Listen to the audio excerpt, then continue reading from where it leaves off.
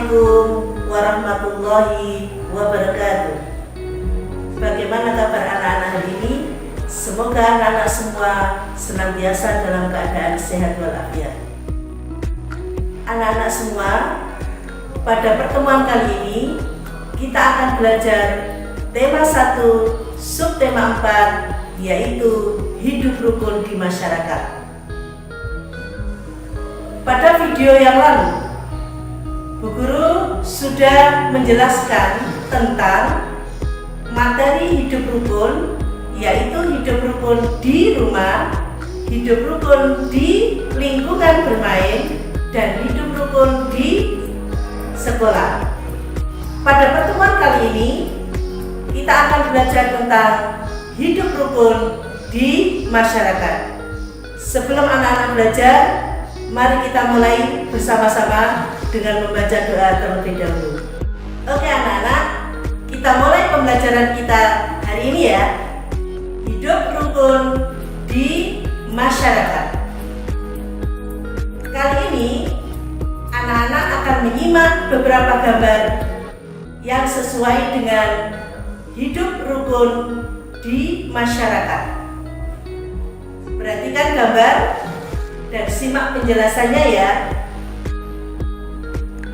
Yang pertama, kita masih ingat ya bahwa Pancasila, sila yang pertama adalah ketuhanan yang Maha Esa yang dilambangkan dengan bintang. Kali ini Bu Guru punya gambar, yaitu gambar tentang hidup rukun di masyarakat yang sesuai dengan sila pertama. Coba perhatikan gambar berikut. Pada gambar berikut ada gambar toleransi antar umat beragama. Tentunya di lingkungan anak-anak pasti ada masyarakat atau warga yang berbeda agama dengan kita. Kita yang beragama Islam harus menghormati umat beragama yang lain. Misalnya, di lingkungan kita ada orang atau ada warga yang beragama selain Islam, misalnya agama Kristen, maka kewajiban kita adalah saling menghormati, tidak saling mengejek, supaya kehidupan kita di masyarakat tetap berjalan dengan baik. Sekarang, coba anak-anak perhatikan gambar berikut. Gambar berikut adalah gambar yang sesuai dengan penerapan hidup rukun di masyarakat, yaitu yang sesuai dengan sila kedua. Bagaimana sila kedua bunyinya? Kemanusiaan yang adil dan beradab. Pada gambar tersebut, kita melihat seorang anak yang sedang berbagi makanan dengan tetangga. Jadi, ketika anak-anak punya kelebihan makanan, anak-anak berkewajiban untuk membagi atau berbagi dengan tetangga yang lain. Selanjutnya anak-anak, pada gambar yang ketiga adalah gambar contoh gambar hidup rukun di masyarakat yang sesuai dengan penerapan Pancasila sila ketiga, yaitu Persatuan Indonesia. Pada gambar berikut kita melihat kegiatan kerja bakti yang dilakukan oleh warga. Misalnya di situ pada gambar ada gambar warga sedang membersihkan selokan. Ada gambar warga yang sedang memperbaiki jalan. Dan masih banyak lagi. Seperti mencabuti rumput-rumput liar. Tujuannya adalah supaya lingkungan tempat tinggal tersebut menjadi bersih, rapi, dan indah. Hidup rukun di masyarakat yang sesuai dengan penerapan Pancasila sila ketiga, misalnya pada gambar yang kedua, ada gambar masyarakat yang sedang memperbaiki tempat ibadah, yaitu masjid. Jika di lingkungan kita ada tempat ibadah yang rusak, maka seluruh warga masyarakat berkewajiban untuk memperbaiki supaya tempat ibadah tersebut bisa kita gunakan lagi untuk bersama-sama melaksanakan ibadah. Kita akan melihat gambar yang keempat adalah contoh kegiatan masyarakat atau kegiatan di masyarakat, yaitu bermusyawarah. Musyawarah dilakukan jika pada lingkungan masyarakat tersebut terjadi permasalahan atau ada kegiatan yang lain, misalnya pemilihan ketua RT, ketua RW. Pada pemilihan tersebut, pemimpin musyawarah harus berlaku dengan adil. Siapapun yang terpilih pada kegiatan musyawarah tersebut, maka harus melakukan tanggung jawabnya. Hal tersebut dilakukan sesuai dengan penerapan Pancasila sila kelima, yaitu keadilan sosial bagi seluruh rakyat Indonesia.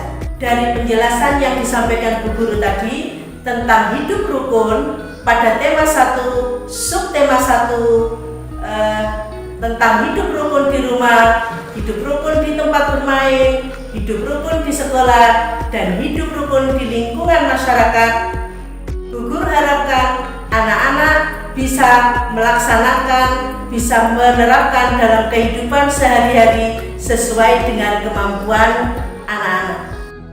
Anak-anak, tadi kalian sudah belajar bersama dengan Bu Ido tentang pentingnya menjaga kerukunan di lingkungan masyarakat. Kerukunan dalam bermasyarakat menjadi tanggung jawab semua manusia.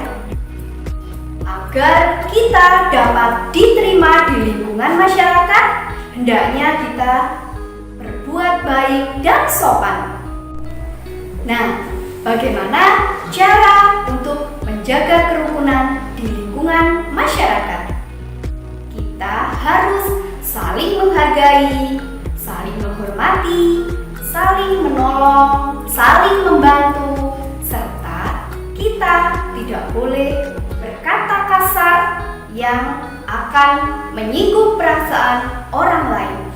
Salah satu contoh kegiatan dalam menumbuhkan kerukunan antar masyarakat, kita harus bersama-sama tolong-menolong, bantu-membantu dalam kegiatan kerja bakti di lingkungan masyarakat.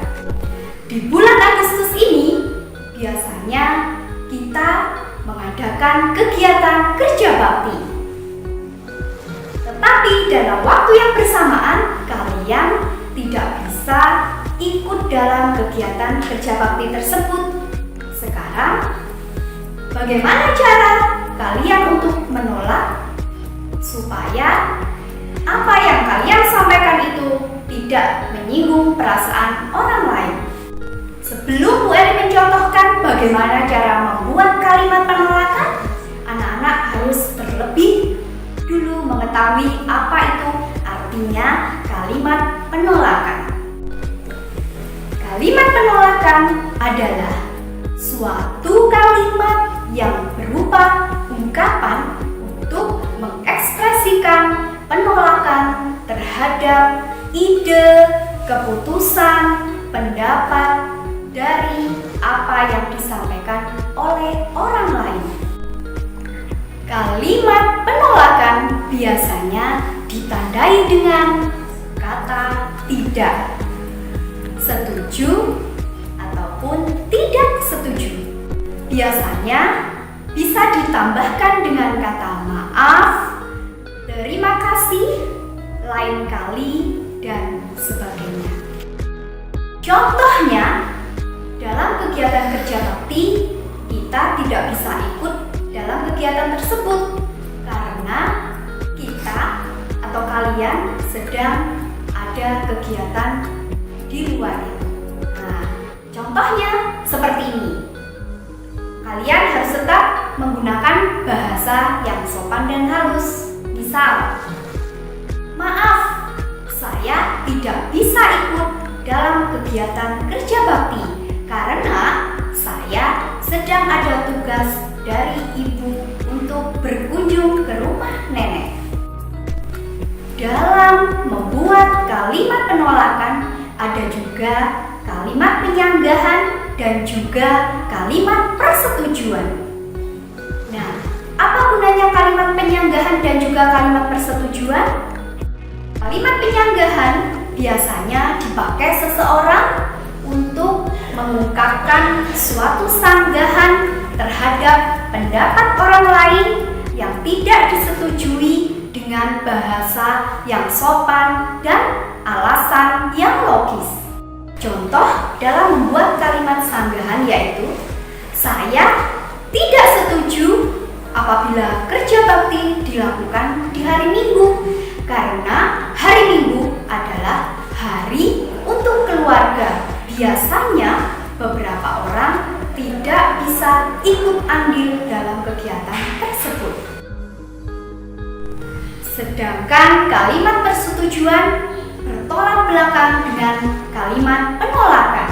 Kalimat ini menyatakan setuju dengan keputusan, ide, ataupun pendapat orang lain. Nah, contohnya adalah saya setuju kerja bakti dilakukan di hari Minggu. Ketika menolak permintaan orang lain, kita harus mengucapkannya dengan sopan. Agar kerukunan tetap terjaga, kita harus selalu berbuat baik. Nah, pernahkah anak-anak mendengarkan dongeng tentang menolak permintaan orang lain? Baiklah anak-anak, Bu Eli akan membacakan dongeng yang berjudul Kisah JJ Sang Jerapah. Dengarkan ya anak-anak. Di padang rumput yang luas, hiduplah sekelompok jerapah. Jerapah itu bernama JJ dan Jojo.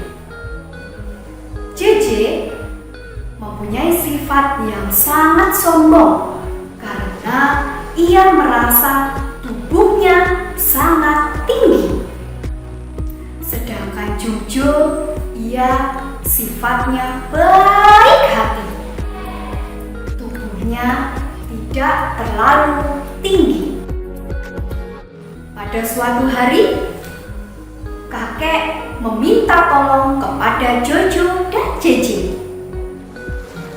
Kakek jerapah itu meminta tolong untuk mengambilkan daun segar. Namun JJ menolaknya. Tidak mau, Kek. Aku sedang repot. Dengan bersusah payah, si Jojo mengambilkan daun segar untuk kakek jerapah. Suatu hari, JJ mendapatkan kesulitan. JJ terjatuh, kemudian kakinya terjepit bebatuan. Hewan-hewan yang ada di sekitarnya tidak tega melihat JJ merasa kesulitan dan kesakitan. Ya, akhirnya hewan tersebut hendak menolong JJ. Dan sejak saat itu JJ kemudian sadar bahwa pentingnya arti tolong menolong antar teman. Nah, anak-anak, dari dongeng yang sudah Bu Eli bacakan tadi, ada satu kalimat penolakan. Ya, siapa kira-kira yang mengucapkan? Benar ya, yaitu si JJ. JJ mengucapkan kalimat penolakan kepada sang kakek.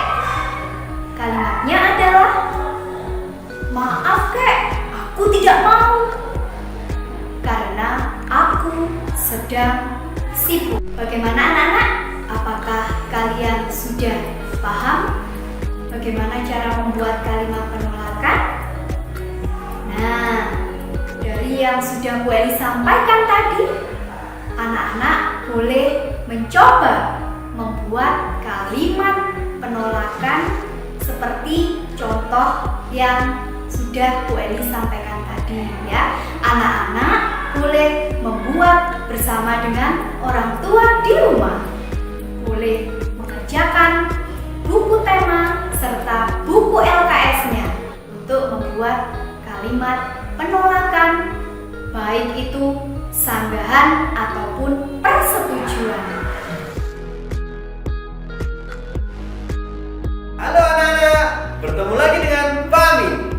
Kemarin anak-anak sudah belajar tentang membuat karya imajinatif. Anak-anak sudah membuat gambar imajinatif sesuai keinginannya masing-masing, sesuai hayalannya masing-masing. Ternyata dari beberapa gambar yang sudah dikumpulkan ke Pak Amin, hasilnya luar biasa. Anak-anak semuanya hebat. Nah, hari ini kita akan belajar lagi bagaimana membuat karya seni 2 dimensi. Kali ini karya yang akan kita buat tidak mewarna, tetapi kita akan membuat sebuah karya dari bahan-bahan yang ada di lingkungan kita. Tadi kita sudah melakukan kegiatan kerja bakti ya.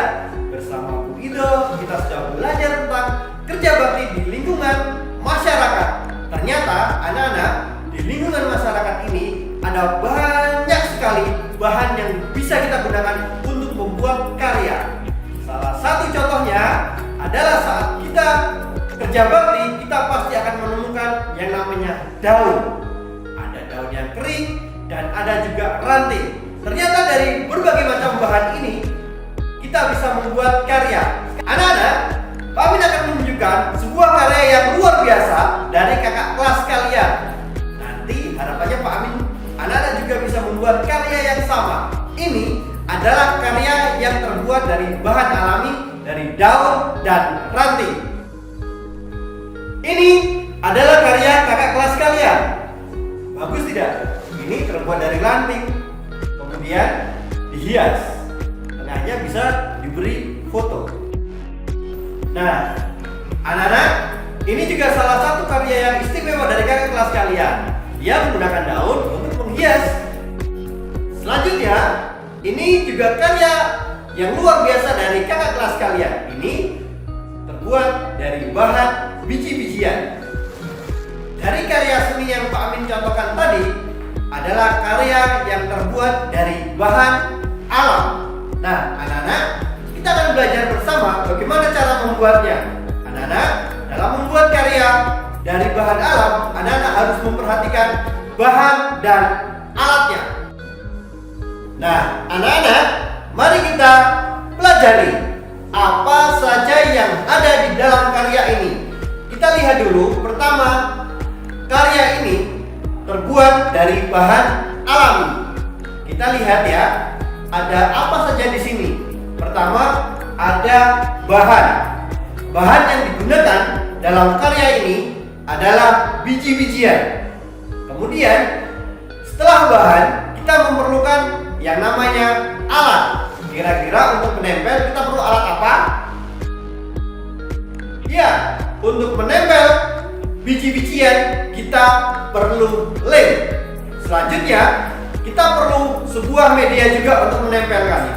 Apa yang bisa kita gunakan? Kita bisa menggunakan karton. Ini adalah salah satu contoh karton bekas yang terdapat di rumah. Jadi barang-barang bekas yang ada di rumah itu tidak semuanya bisa dibuang, tapi ada juga yang bisa kita manfaatkan untuk membuat karya. Salah satunya seperti ini. Sekarang, cara membuat karya dari bahan alami. Caranya sama seperti kita membuat gambar imajinatif. Yang pertama, yang harus kita lakukan adalah membuat sketsa.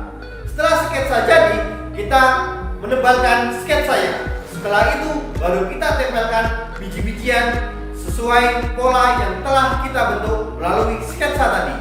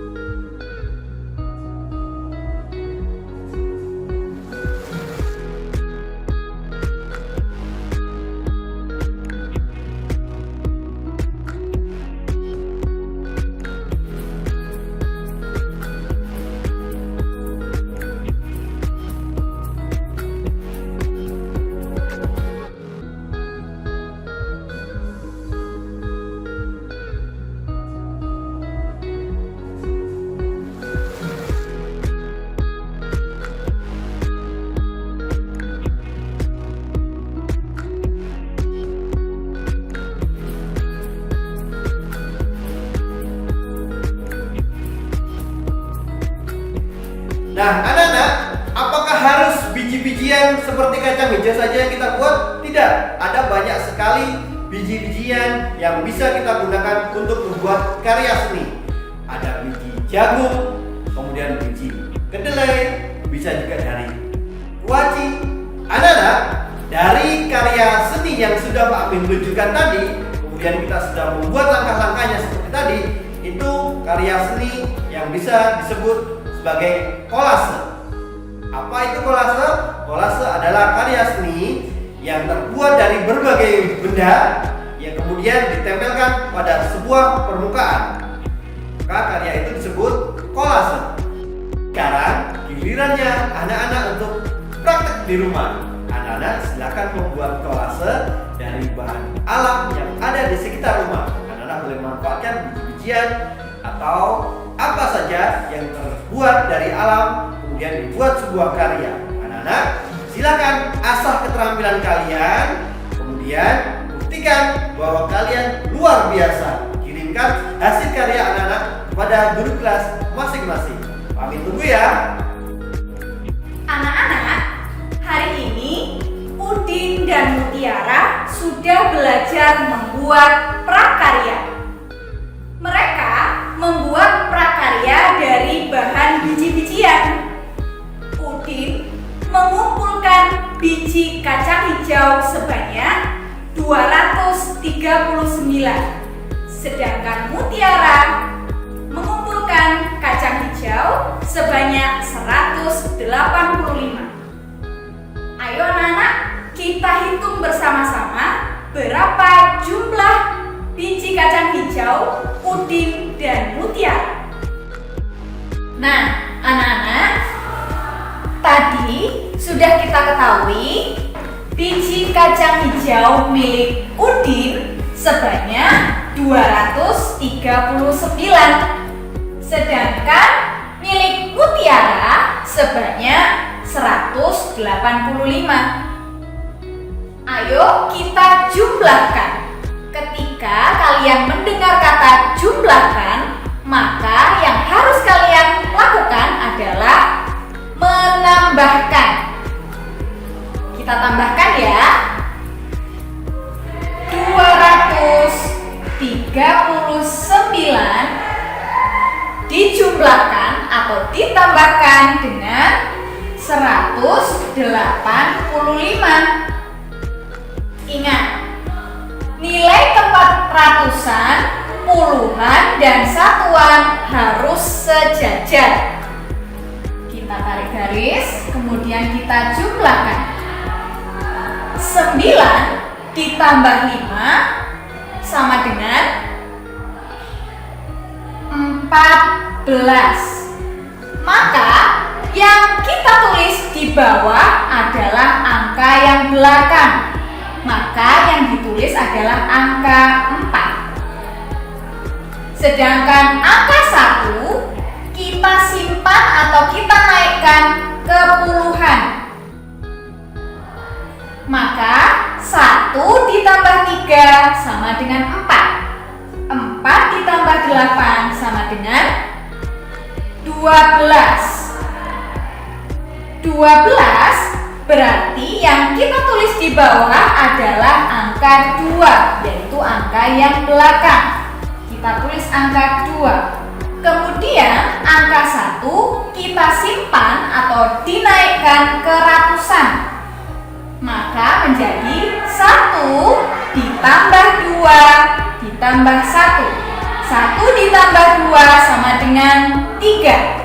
3 ditambah 1 sama dengan 4. Maka jumlah biji kacang hijau milik Udin dan Mutiara sejumlah 424. Nah, setelah kita jumlahkan biji kacang hijau milik Udin dan Mutiara, ternyata jumlahnya 424. Sekarang kita akan menghitung selisih dari kacang hijau milik Udin dan Mutiara. Tadi kita sudah menjumlahkan biji kacang hijau milik Udin dan Mutiara. Sekarang kita cari selisihnya. Selisih, jika anak-anak mendengar kata selisih, berarti bilangan yang paling besar dikurangi bilangan yang kecil. Kita lihat nilai ratusan dua bilangan ini. 2 dan 1. Berarti bilangan yang paling besar adalah 239. Kita tulis bilangan 239 terlebih dahulu. 239. Kemudian, karena kita akan mencari selisihnya, maka 239 dikurangi 185. Kita tulis 185. Anak-anak jangan lupa nilai tempat ratusan, puluhan, dan satuan harus sejajar. Kita kurangi ya. 9 dikurangi 5 sama dengan 4. Kemudian kita lihat 3 dikurangi 8 tidak bisa atau kurang, maka 3 harus meminjam angka di depannya. Meminjam 1. Karena 2 sudah dipinjam, maka harus dicoret. Angka 2 berkurang menjadi 1. Sekarang kita kurangi 13 dikurang 8. Maka hasilnya 5.